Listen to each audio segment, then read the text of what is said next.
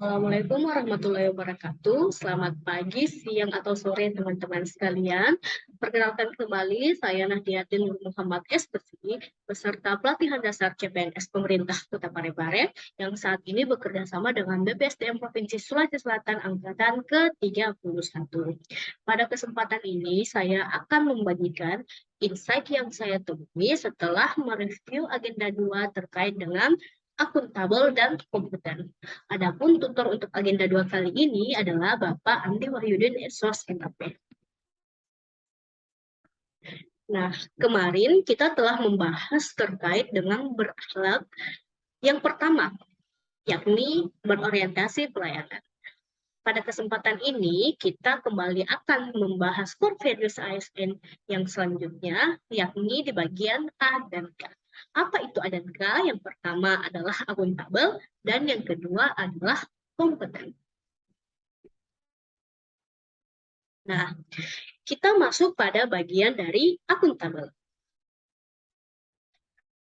Yang paling pertama perlu kita ketahui tentunya akuntabel sendiri itu apa sih sebenarnya?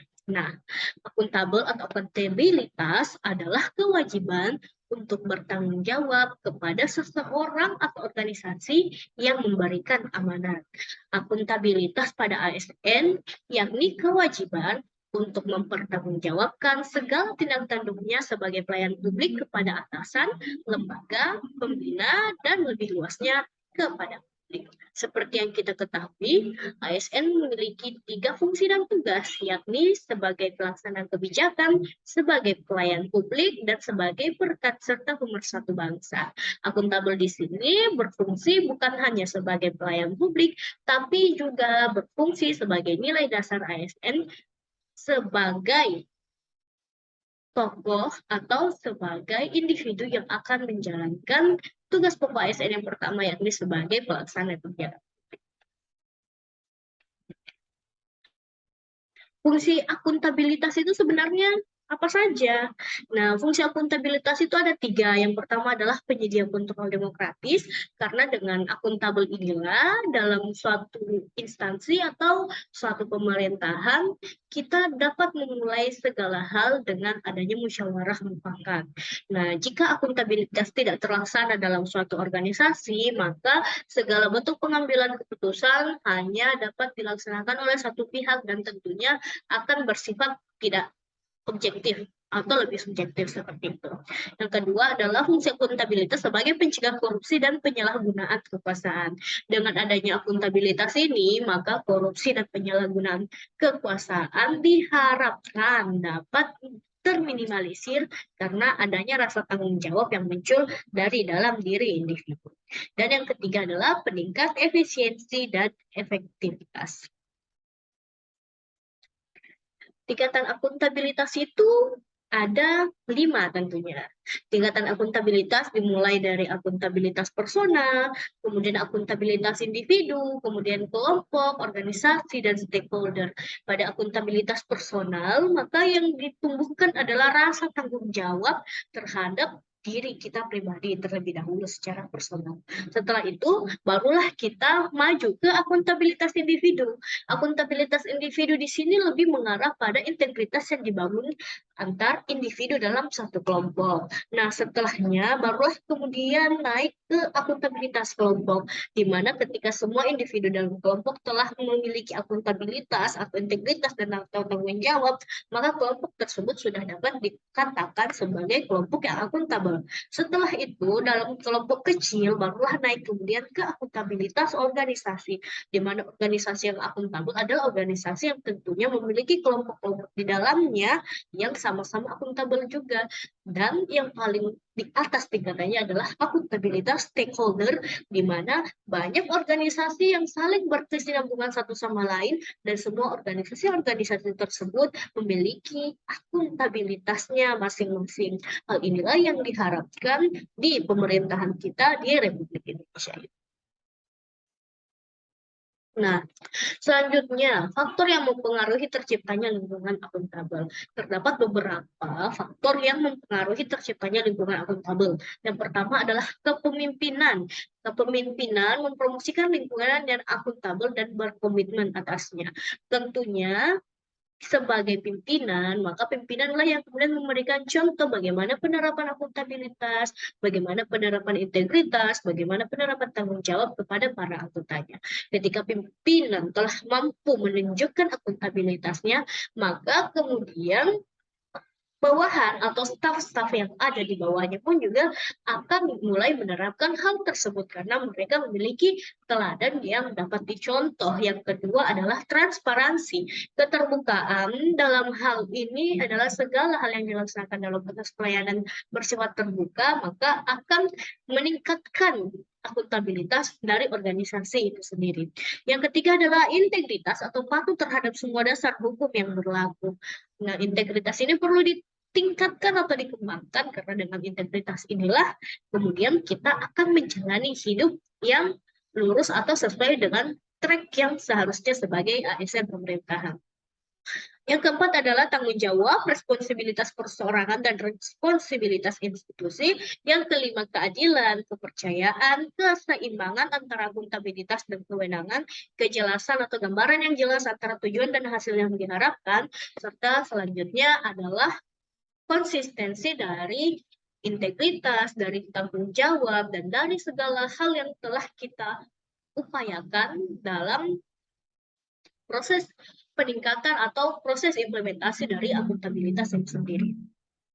Nah, sebelum masuk pada kode etik akuntabel, maka dapat kita ketahui bahwa akuntabilitas ini memang erat kaitannya dengan integritas itu sendiri. Nah, setelah mengetahui hal tersebut, jadi terdapat beberapa hal yang perlu kita tahu terkait dengan kode etik akuntabel ini. Kode etik akuntabel yang pertama adalah melaksanakan tugas dengan jujur, bertanggung jawab, cermat, disiplin, dan berintegritas tinggi. Yang kedua adalah menggunakan kekayaan dan barang milik negara secara bertanggung jawab, efektif, dan efisien. Dan yang terakhir, tidak menyalahgunakan kewenangan jabatan. Seperti itu. Nah, kita telah membahas akuntabel sampai sejauh ini. Jadi setelah akuntabel, core values yang selanjutnya adalah terkait dengan kompeten. Sebelum masuk ke kompeten, pasti beberapa di antara kita yang berpikir atau mempertanyakan dalam hati, kompeten itu apa sih sebenarnya? Bahkan mungkin ada beberapa pula di antara kita yang harus memahami bahwa kompeten itu sesuatu atau kemampuan yang dimiliki seseorang dalam melaksanakan suatu hal. Namun, benarkah kompeten hanya sampai di situ saja? Nah, saat ini kita akan membahas terkait dengan kompeten itu sendiri. Nah, kompeten itu adalah mampu melaksanakan sesuatu dengan baik seperti yang telah dijelaskan sebelumnya. Lebih jauh, kompeten merupakan keterampilan yang diperlukan seseorang yang ditunjukkan dengan kemampuan melakukan sesuatu dengan baik dan dapat memberikan tingkat kinerja yang memadai atau tinggi dalam suatu fungsi pekerjaan yang spesifik.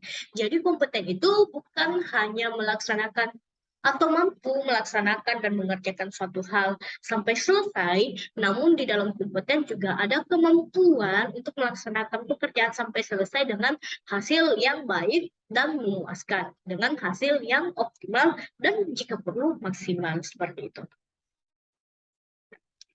Berdasarkan sistem merit ASN yang telah digaungkan dari tahun 2014, maka dapat diketahui bahwa kompetensi yang dimiliki oleh ASN saat ini telah dipadatkan atau telah dirancangkan sesuai dengan tugas pokok dan fungsi dari ASN masing-masing berdasarkan jabatannya.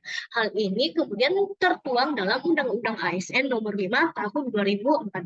Sistem merit ASN memberikan kejelasan kepada ASN sejauh mana batasan kompetensi-kompetensi yang perlu dimiliki oleh ASN. Karena itu ASN saat ini tidak boleh membuat atau tidak boleh melaksanakan suatu hal di luar tupoksinya, di luar tugas pokok dan fungsinya. Boleh dikerjakan, namun tetap dengan bertanggung jawab atas tugas pokok dan fungsi dari jabatan yang dimilikinya sendiri saat itu. Selanjutnya, kompetensi ASN berdasarkan sistem merit tersebut, maka kemudian diketahui ada 3 bentuk kompetensi dari ASN. Yang pertama adalah kompetensi teknis. Kompetensi teknis ini diukur dari tingkat dan spesialisasi pendidikan, pelatihan, teknis fungsional, dan pengalaman bekerja secara teknis. Yang kedua adalah kompetensi manajerial. Di kompetensi manajerial ini diukur dari tingkat pendidikan, pelatihan struktural, atau manajemen dan pengalaman kepemimpinan. Selanjutnya, pada kompetensi sosial kultural, disitulah diukur dari pengalaman kerja yang berkaitan dengan masyarakat, majemuk dalam suku, ras, dan sebagainya. Oke. Prinsip pengembangan kompetensi ASN. Nah, setelah kita tahu sebelumnya terkait dengan kompetensi ASN ini, maka yang kita perlu pahami adalah terdapat beberapa prinsip pengembangan kompetensi dari ASN. Nah, prinsip pengembangan kompetensi ASN ini ada 4. Yang pertama adalah upaya peningkatan kompetensi yang dilakukan organisasi maupun individu melalui proses perencanaan, pelaksanaan, dan evaluasi sesuai dengan kebutuhan organisasi dan pegawai. Yang kedua adalah setiap ASN memiliki hak dan kesempatan untuk mengembangkan kompetensinya. Jadi setiap ASN tentunya diharapkan atau mungkin mendapatkan hak untuk dapat mengembangkan kompetensinya.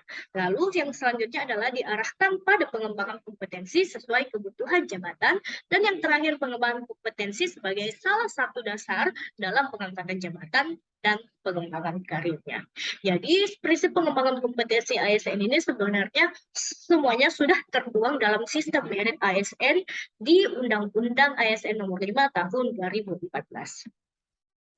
Nah, yang terakhir, apa sih kode etik kompeten itu? Terdapat 3 bentuk kode etik kompeten atau perilaku yang dapat dilaksanakan dari kompeten ini sendiri. Untuk ASN, yang pertama adalah meningkatkan kompetensi diri untuk menjawab tantangan yang selalu berubah. Yang kedua adalah membantu orang lain belajar. Jadi jika kita berperan sebagai ASN, yang perlu belajar bukan hanya diri kita, melainkan juga orang lain. Jadi disitulah dikembangkan kemampuan untuk saling berkolaborasi di dalamnya. Dan yang terakhir adalah melaksanakan tugas dengan kualitas terbaik. Sebagaimana yang kita ketahui, kompeten itu bukan hanya mampu selesai melaksanakan tugas, namun juga mampu melaksanakan tugas dengan optimal dan maksimal. Oke, demikian yang dapat saya sampaikan pada kesempatan kali ini. Semoga apa yang saya berikan dapat memberikan insight pada teman-teman sekalian. Wassalamualaikum warahmatullahi wabarakatuh.